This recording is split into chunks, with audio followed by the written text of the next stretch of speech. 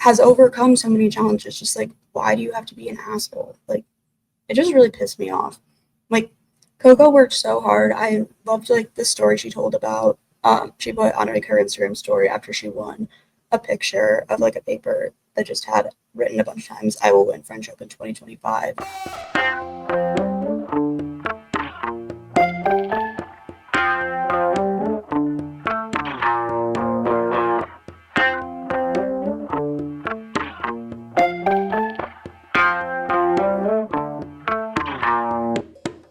Hello, and welcome back to Sarah Says So, your go-to show for women's sports news. Happy Friday, everyone. I've got a bunch of different topics to discuss with you this afternoon on episode 4, so I hope you're excited. But of course, before we get into that, make sure you're following at Sarah Says So ETB on Instagram, Twitter, and TikTok. And you can listen to Sarah Says So wherever you get your podcasts, as well as at youtube.com/ETB network. So make sure you never miss an episode. All right, so today I've got a bunch of different things to talk about, like I mentioned, but we're going to go over Coco Gauff winning the French Open, some WNBA news, including Allie Quigley's departure and some injury updates, my reactions to attending the Rosemont game for AUSL Opening Day, PWHL expansion updates after the expansion draft happened just the other day, and an exciting little moment in the NFL, which obviously is not a women's sports league, but it's women's sports news, so don't you worry. But without further ado, let's get right on into it. So Coco Gauff won her first Roland Garros title, finally. I'm so incredibly excited for her. I don't really follow tennis, but I'm a big fan of Coco Gauff. She defeated Aryna Sabalenka, and I was like, obviously just so thrilled for Coco, but what really made me want to point this out on the show is, what made me want to point it out on the show, were some of the post-match comments made by Sabalenka after she lost. In the post-match press conference, she said that final was the worst tennis she'd played in months, and she blamed it on the windy conditions on the court, and she called them terrible. She said that Coco was simply better in those conditions. The roof on the court was open during the final, but she also then went on to say she was over-emotional during the match. And then she talked about how she made unforced errors. And then she said talking about Coco, won the match not because she played incredible, just because I made all of those mistakes. Like, if you look from the outside, kind of like from easy balls, Sabalenka said.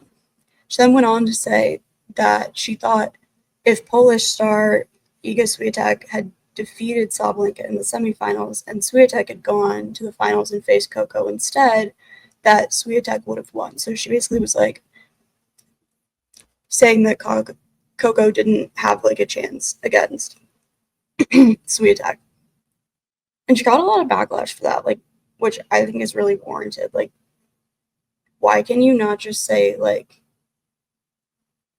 I don't know, it's just not a good look to, like, after losing a really big match, and especially when your opponent, it's her first win and she's so excited and she's worked so hard, like, to go into the press conference and, like, first of all just throw yourself a pity party, but also then kind of argue that that Coco wasn't really good enough to be there. Like, that's kind of crazy.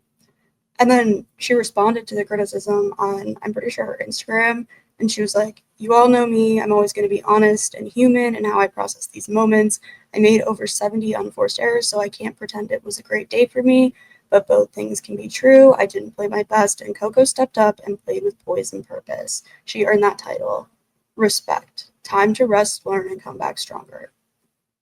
Like, why couldn't you have just said that the first time? To be so honest, like, I don't know, it just doesn't sit right with me. Like, Coco's faced so much, like, adversity in her career, especially, like, against like racism and just like crazy unfair calls and things like that. Like just so many instances just of objective like bias against her, and she's handled so many of them with such grace. And even the times where she's stood up for herself, she's done that with grace too. And I don't know, I just, something about the, like, yeah, obviously she's upset she lost the French Open, but like it's so much more harmful to do this when your opponent is,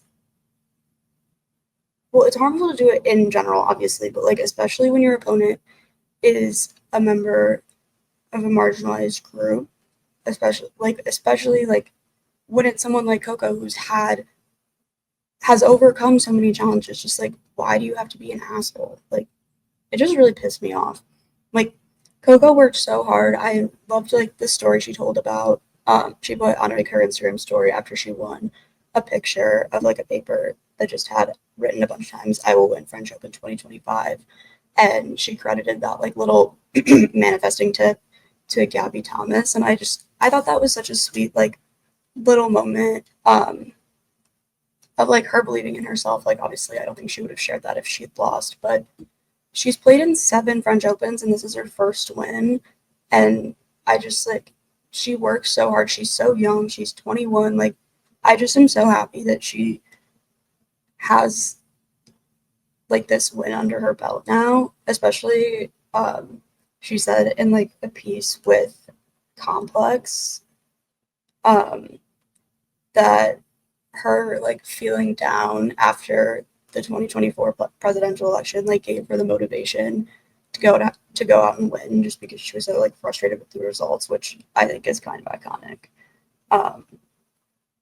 So yeah, I just like, I couldn't be more thrilled for her. I can't wait to see what she does. I think there's absolutely no question that she's going to be as influential and like notable to the game of tennis as like Venus and Serena Williams, like specifically as a Black player, because there aren't that many Black tennis players, and she just works her ass off. And I hope she celebrated so much and continues to celebrate for as long as she freaking wants to, because she absolutely deserves it.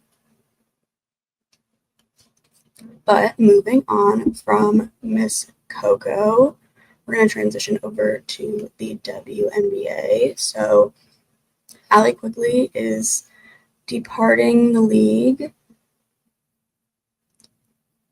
She wrote in the Players Tribune a really, really sweet, like, open letter kind of thing, I guess you could call it.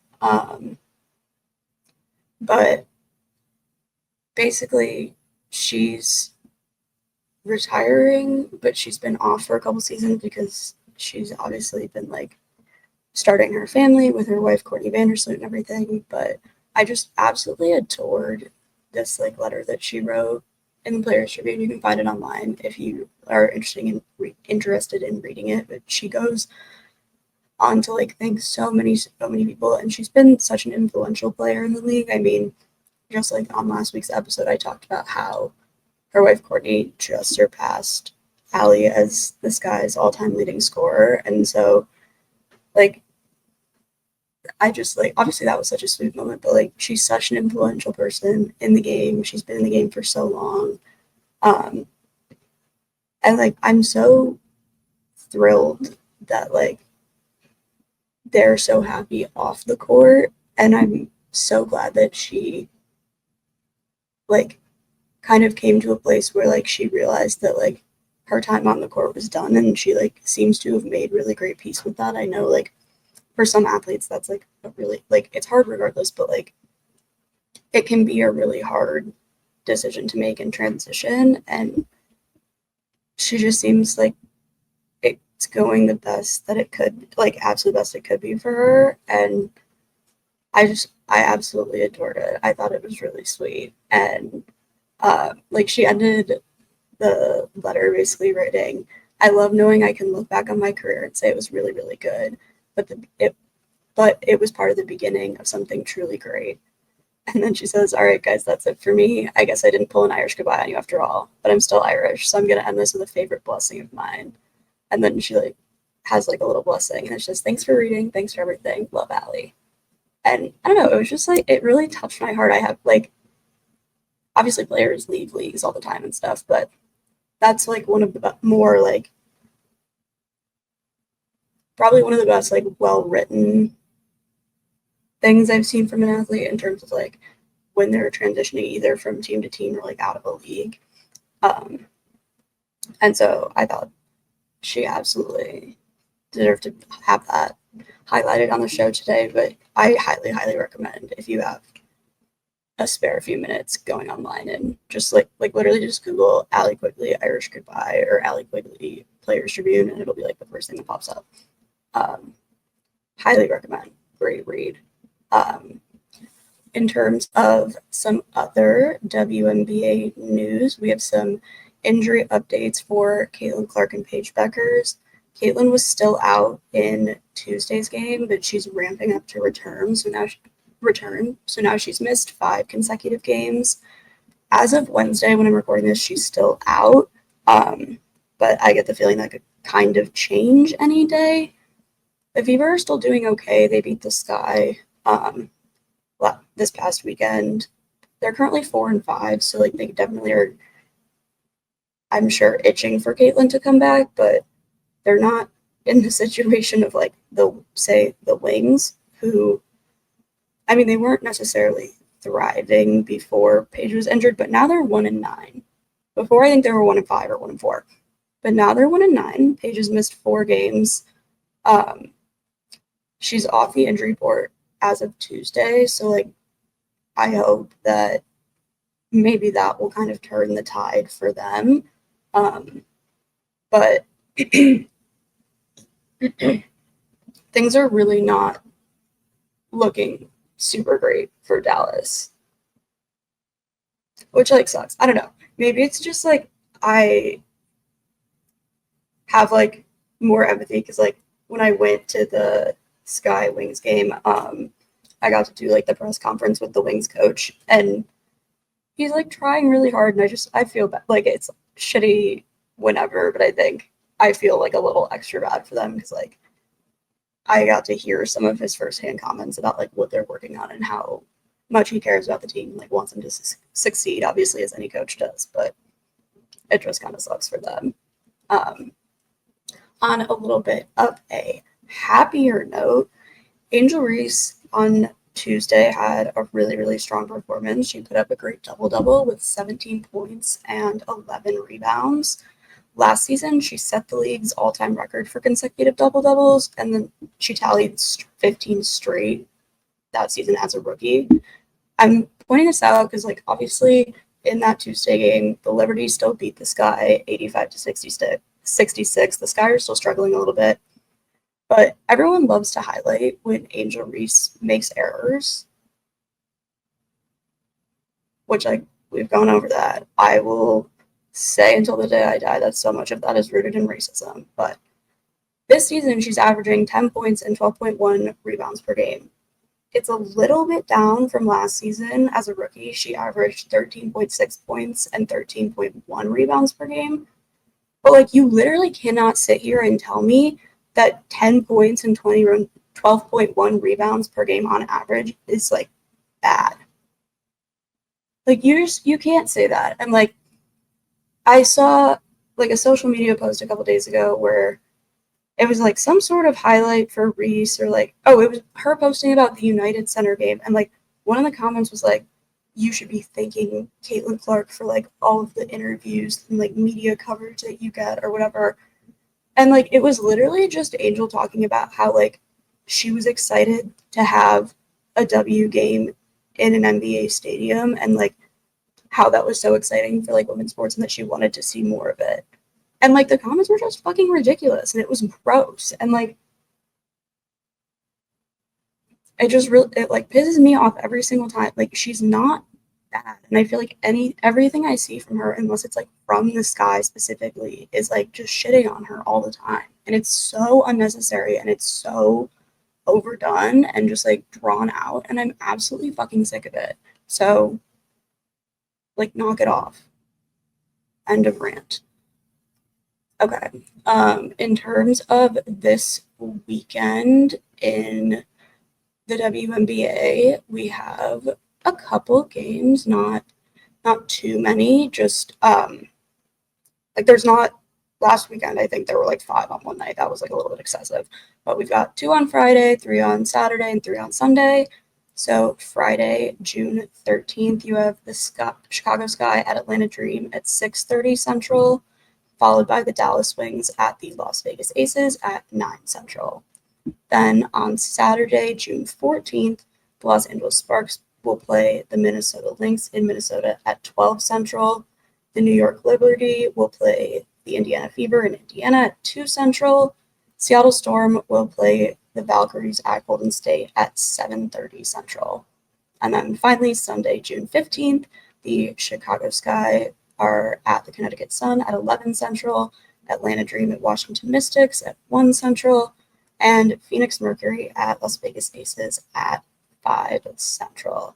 So quite a few games this weekend. Obviously, we are still in the Commissioner's Cup, so lots of good basketball to be watching if you are around this weekend. Unfortunately, I will not be able to be watching much WNBA this weekend because I have my graduate school graduation, which is super exciting, but a little bit unfortunate for me and my WNBA enjoyment.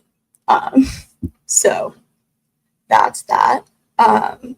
Really quickly, I don't have a ton, that's such a lie. I don't have any other NWSL news today, but I wanted to highlight their schedule too, just because I know I haven't talked about them in a while. There's just so much news across so many different women's leagues, which is such a great problem to have. But I promise I will be bringing more NWSL content soon. So the games this weekend, there are 3 Friday, 3 Saturday, and 1 on Sunday. Houston Dash at San Diego Wave, 7 Central on Friday. Gotham at Utah Royals at 8:30 Central on Friday, and Orlando Pride at Bay at 9 Central on Friday. And then Saturday, you have Seattle Reign at Chicago Stars at 4 Central, Louisville at Kansas City Current at 6:30 Central, North Carolina at Angel City at 9 Central. And then finally Sunday, Washington Spirit at Portland Thorns, 3 Central, just that one game. So lots of different things to be watching this weekend, depending on what your plans are.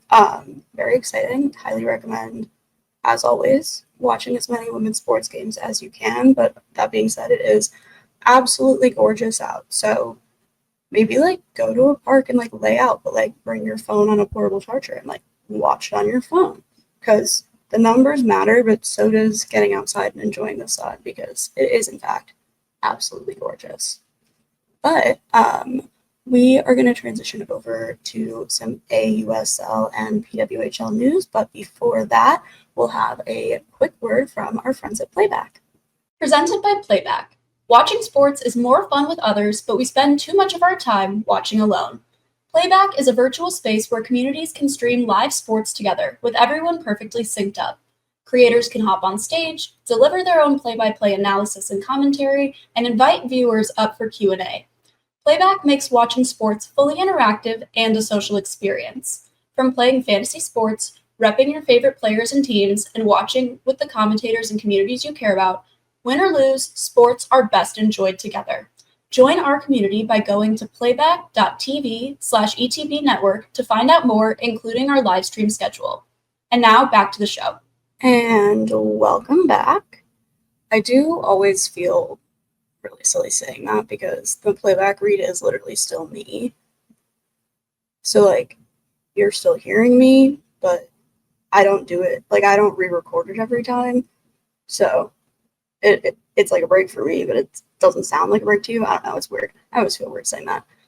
But now that I've shared with you my random thought of the episode, we are going to talk a little bit about the Athletes Unlimited Softball League opening day, which if you cannot tell by the hat that I'm wearing, if you're watching a YouTube stream, I went to the the afternoon game. So there was one at 2 and one at 6:30. And that 2 p.m. game was in Rosemont, Illinois. So if you remember from last week's episode, the league is a traveling league. So the teams aren't necessarily connected to a specific city or anything, but they're going to travel around to different diamonds across the country. Excuse me. So game 1 was in Rosemont, which, if you're not sure what or where Rosemont is, and you're like, that sounds random as hell, it's like right by O'Hare Airport, just outside of Chicago, for reference.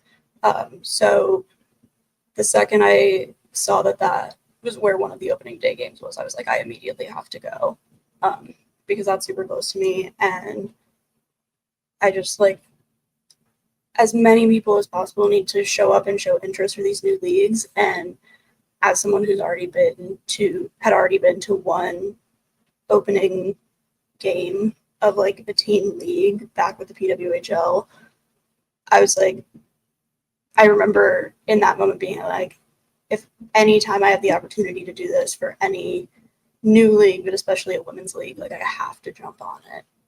And so I just went in as a fan. I didn't like go with any press credentials or anything, but it was absolutely awesome. The Bandits and the Talons played, and the Bandits won 3-1.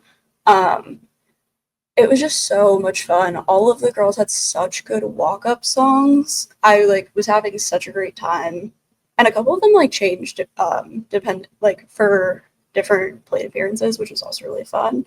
I love that. I'm indecisive, so I would probably do that too. But like honestly, what warmed my heart more than anything was the fact that it was completely sold out. The merch line was so long because the stadium like isn't that big, but so many people wanted merch and wanted to support the league and were so excited to be there. And there were so many girls of all ages in like their softball uniforms, and like it literally brought tears to my eyes. Like I grew up playing softball from, oh god, how long was it? I was like, I think 4 to like 14 maybe, like a long time.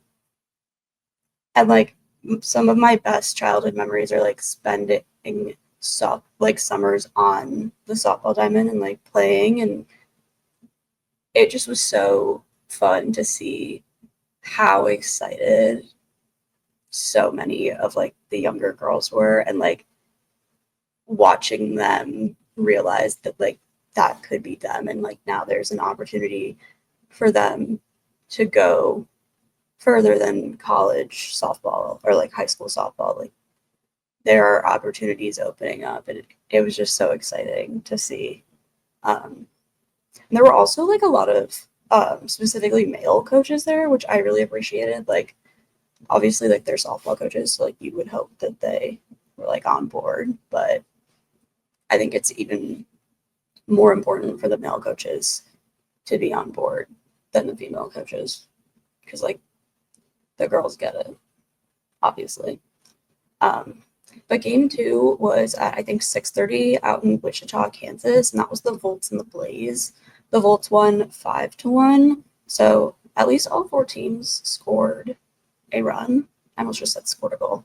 Scored a run on opening day. It would have been kind of sad if there was like one team that just didn't. I don't know.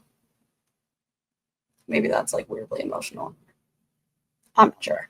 I think I'm getting like too deep about the softball league. Like I was watching like just all of the girls, like the little girls that were there in their jerseys, but then all the women on the team.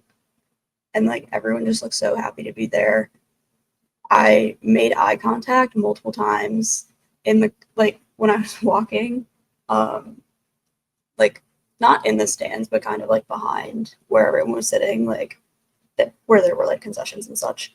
And I saw Kim Ing, and I saw the back of her head, and I was like, oh my god, there she is. And she was by herself, and like I totally should have asked to take a picture with her, and I didn't, because I don't know. I like kind of gaslit myself and I was like, she's too busy. She's too busy. She like kind of wasn't at that time. But getting to like see her in real life and like hear her talk before the game just about the league and what it means to her and her hopes and dreams for it was so exciting. I said last week how big a fan I am of her, but getting to see her there and like hear her like live and in person was just so awesome. And I highly recommend if you're around, like going online and looking at the AUSL schedule to see if they're coming somewhere near you. The tickets for this opening day were literally $20. It's very doable. That being said, they are going to kind of like random cities. I talked about it in the episode last week, but that's also online. I don't have the list in front of me right now. Otherwise, I would give you an update. But I know there's one in Tuscaloosa because I remember like seeing that and being like, that's probably going to be really hot. But yeah, that's kind of that. I'm really excited to keep watching the games. They released the broadcast schedule pretty recently too, but a lot of the games are going to be on MLB Network because of their partnership, which is really awesome. So yeah, I'm just super thrilled that opening day was so incredible and eagerly anticipating to see where the league goes, especially now that the Women's College World Series is over. Like, I know Sam Landry is supposed to start or did just start the Volts. It had to have been started already. Like this past weekend, I think it was the final game of this series against the Blaze, but I think Sam Landry, like days after finishing playing in the College World Series, like went down to be with the Volts, got the save in the open, or like closed in the opening day game, and then started, I believe, in either the next game or the final game of the series. I can't remember if they played 2 or 3. But so I'm excited to see kind of if any other like fresh out of the College World Series players end up like getting into the league now too. Like those who aren't obviously already like on a contract or anything. I need to do admittedly a little bit more like research on like how their contracts work and like who's signed and certain things like that, but they like really have their shit together, and they have like a lot of like veteran players that have been playing or like played in college like over like around 10 years ago even, or no, who am I thinking of? There's one player that was on like a college team in 2008, and I remember seeing it on the Jumbotron and being like, oh my god, some of these girls are like on like the older side for athletes. But I think that's honestly even better because you can have like more longevity in the league in the sense that like you can have like an older, more experienced player fill that leadership role and kind of lead by example and show the younger girls like what exactly like should happen moving forward.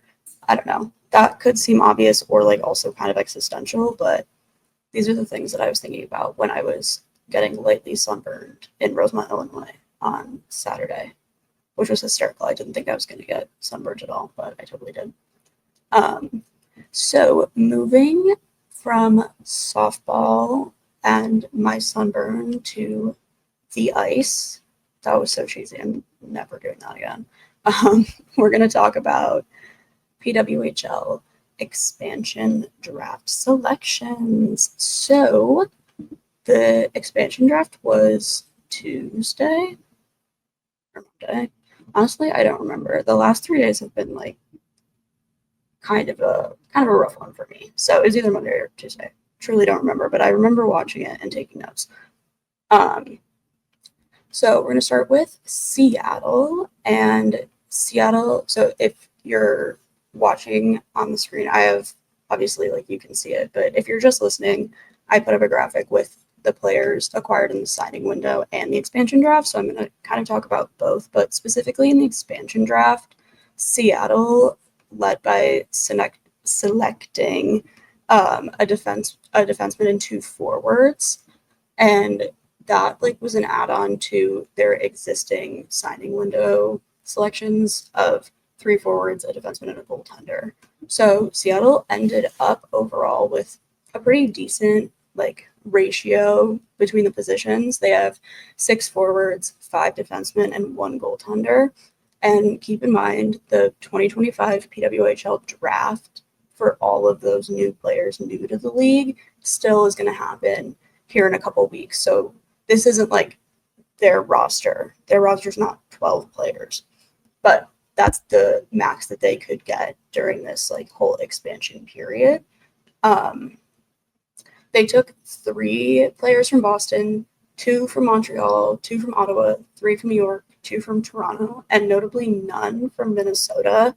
Keep in mind, every inaugural team had to lose 4 players, so that means that all 4 Minnesota players are now on Vancouver, which is kind of an interesting move by Seattle, but there hasn't really been any discussion as to maybe potentially like why they made that choice. But this is a really, really strong list for Seattle. They have, if they want it, a built-in leader in Hillary Knight, Boston's captain, Caleb Barnes, Danielle Stradacny, Alex Carpenter, Bryn Schroeder, all the signing window players, incredibly strong. Even their expansion draft players. Like, I'm not mad about a single selection if I'm Seattle. The selections actually were so good during the draft that on Twitter people were being like, and on like the comments of like the draft live stream that the PWHL did on YouTube, people were like, these teams are going to be crazy good. Like, now I'm wondering like how they're going to, because the 2025 draft order is decided by like the points at the end of the season, but I don't know how they're putting Seattle and Vancouver in there. I feel like they have to go last. Like, they can't be having an early pick after they just made all these really, really strong selections. But I don't know how they're going to do it. I think in terms of what Seattle still needs, I think they could just like round out overall, but definitely goaltender depth. I don't think you want to necessarily have just one. I absolutely trust Bryn Schroeder, but like just to sometimes like give her a break, like I would want obviously a backup, which I'm sure they're going to do. I don't think there are teams that are chill at all with just having one goaltender. But yeah, I really think Seattle has good options. I'm excited to see, like, I'm more excited about Seattle than I am about Vancouver just because they have more players that I'm like personally interested in. Just in terms of like, they have 3 Boston players, but then also they took Megan Carter from Toronto, who is another Northeastern alum that I adore. Really excited to see what she does in Seattle. But I just think Seattle, like, they both selected in a very smart way. And that's not to say I think Seattle will be better. I just, like, am more excited about the players individually. But both teams are insanely, insanely strong. That being said, I'm going to throw up the Vancouver details. So in the expansion draft, Ashton Bell, Brooke McQuiggy, and Abby Barine led their expansion draft selections. That's a defender and 2 forwards. So that's building on Vancouver's initial signing window selections of 2 defenders, 2 forwards, and a goaltender.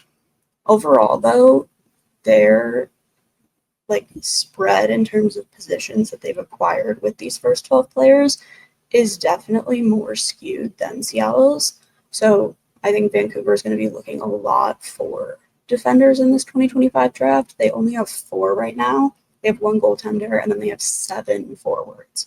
So I don't think they're necessarily going to be looking for forwards immediately. If their first pick in the draft is a forward, I'm going to like have a lot of questions.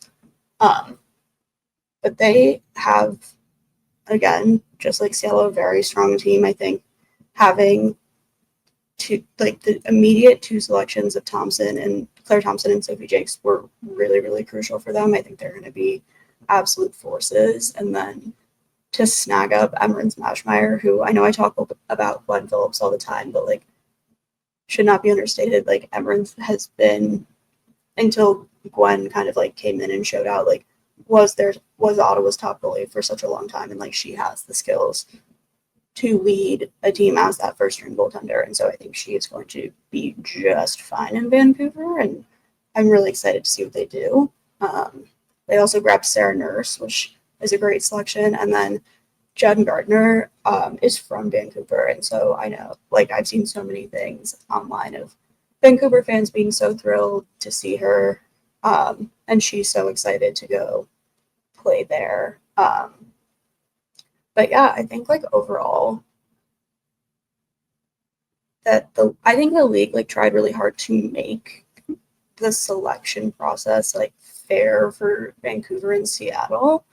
And now I'm like almost concerned that they are like gonna do too well. But I think there's like a lot that remains to be seen in terms of how the 2025 draft is handled. And so I'll be really interested to see kind of like what happens with that. But really quick, just like kind of a refresher in terms of like we've talked about Seattle and Vancouver, but going over the losses again, each team lost 4 players. So Boston, in terms of like goaltending, they're fine. They didn't lose any goaltenders. They do need a new captain though, now that Hillary Knight is gone. I said it last week, begging for it to be Alina. But the like loss of Knight, Boca, Brown, and Bart, like that's really undeniable. They're gonna have to pull a lot on like their existing roster, but also I think make some pretty significant moves in the draft. I'm pretty bummed just like as a Boston fan, but I think like I'm not like crying myself to sleep over this. Like big losses were very much inevitable in this situation, and so I'm just interested to see like how every team kind of comes out on the other side. In terms of Minnesota, they lost 2 defensemen and 2 forwards, so their goaltending is fine. I would say they're going to want to fill those gaps because they did lose the players they did lose are pretty strong. They lost Claire Thompson, Sophie Jakes, Brooke McQuigg, and Denise Krasova. So those are all pretty significant players. I would definitely like obviously Minnesota just won and they have their projections as every team does, but I think we'll see I'll be interested to see what directions they decide to go in for the draft, just in terms of like filling the gaps of who they lost, but also that team has like a pretty strong roster overall, so I don't think they're necessarily like panicking. In terms of Montreal, they have some pretty significant losses. These are all of these losses are significant, but just thinking about like who is gone and who is still there, they're losing Caleb Barnes, Jen Gardner, Abby Breen, and Anna Wilgren. Losing Caleb Barnes is a significant stab to any team, I would say. So similar to Minnesota, like Minnesota, Montreal, and Boston all lost evenly, like 2 defenders and 2 forwards. So I think for all 3 of those teams, it's really just going to be a situation of the coaches and GMs kind of taking stock of who's on their roster and like who they think will be able to step up in this time and who won't, and where the holes are, and then thus like what they need from the draft. But again, like that's kind of just how like drafting works, but I don't know. I think sometimes it like, did not mean to just hit my microphone. I think sometimes it helps to kind of consider like all of the avenues. In terms of Ottawa, they're losing a forward, a goaltender, and 2 defenders. So if I'm Ottawa, I'm going into the draft hoping to get another pretty solid goaltender to like back up Gwen Phillips. But they're also losing Danielle Sertagny, who was the second selection during that signing window. She's a really influential player. And then 2 defenders as well. I think that that will be a loss for them, obviously, like defensively. But the other thing that I thought was really interesting is that they left their captain, Brianne Jenner, unprotected. and she didn't end up getting picked up. So they're not like in need of filling a leadership gap the way that Boston is. Those were the only two teams that left their captains unprotected. But I'm interested to see if there will be a captaincy like switch in Ottawa since they left her unprotected. But also that could be just crazy speculation. In terms of New York, they're chilling in terms of defenders. They didn't lose a single one. They lost goalie Corinne Schroeder, so they're going to want to probably fill that hole. But they lost 3 forwards of Alex Carpenter, Jesse Eldridge, and Gabby Rosenthal. So that's pretty crappy for New York, a team that's struggling in general, or like has struggled in general for the first 2 and obviously only 2 seasons of the league, especially with goal production. I think they're going to really need to make some smart and strong selections in the draft. Like, if there's a team that I'm like most concerned about in terms of like losses and like performance overall, it would definitely be New York. I mean, you have Toronto too, also losing 3 forwards, but Toronto isn't in like the same state of overall roughness, to put it professionally, that New York is. They need, obviously, like they're going to need to fill gaps in their forwards because they're losing Sarah Nurse, Izzy Daniel, and Julia Gosling, as well as that one defender I mentioned earlier that they're losing is Megan Carter. So, like, obviously, all these teams are going to need to fill these gaps, but I think Toronto fans are pretty broken up about losing Sarah Nurse. I would be too if I was a big Toronto fan. I'm excited for her to have a new opportunity, but there will definitely be some gaps that need filling on like the forward side in both Toronto and New York. But if I'm New York, if I'm looking at it overall, I'm more concerned about New York, absolutely, because I think it's harder to find strong forwards to fill the gaps of these big losses that they're having, but then also making sure to get another pretty solid goaltender to fill that loss of Corinne Schroeder. So there's obviously lots to think about, and I mean, I'm getting tired just trying to keep up with it all, so I can't imagine being one of the coaches or GMs really like in it making these decisions. So Godspeed to all of them, truly. But really quick before we wrap up, I mentioned that I have like a brief bit of NFL news. I know it's crazy. I'm not going to sit here and be like, the NFL is a women's league. No, it's not. But it's going there. So the late CEO and owner of the Indianapolis Colts, Jim Irsay, is finally having that ownership transition over to his 3 daughters, Kaylin Jackson, Casey Foyt, and Carly Irsay Gordon. So Kaylin Jackson will become owner and chief brand officer. Foyt will become owner and executive vice president, and then Irsay Gordon will become owner and CEO. So just absolutely thrilled to see more women's in executive positions anywhere, but especially in the NFL. That is such a male-heavy league, and we're seeing so much positive change in that regard, especially like what immediately comes to mind for me is Jalen Hurts and his all-female team of like agents and everyone that just kind of keeps him together. I'm just like so excited for the 3 of them. Like obviously so like having this happen because they've lost their fathers, 100% unfortunate, but this is something like that they've been prepared for, and obviously like it's for sure nepotism, but like they've been like working with the team forever, and so I'm really excited to see like what these 3 very qualified and very intelligent women do with full control and ownership of an NFL team. I think it'll be something really, really, really exciting to see, and I hope that the Colts like literally win the Super Bowl this year in their first year. I think that'd be sick. So yeah, brief moment from a men's league. I'm sorry, but wanted to shout them out because that is just absolutely awesome. But that is really all I have for you this week. So make sure to follow and subscribe to at Sarah Says So ETV on Instagram, TikTok, and Twitter. And you can catch the show at youtube.com/ETV Network. I will see you next week. Thanks a lot and have a lovely rest of your Friday.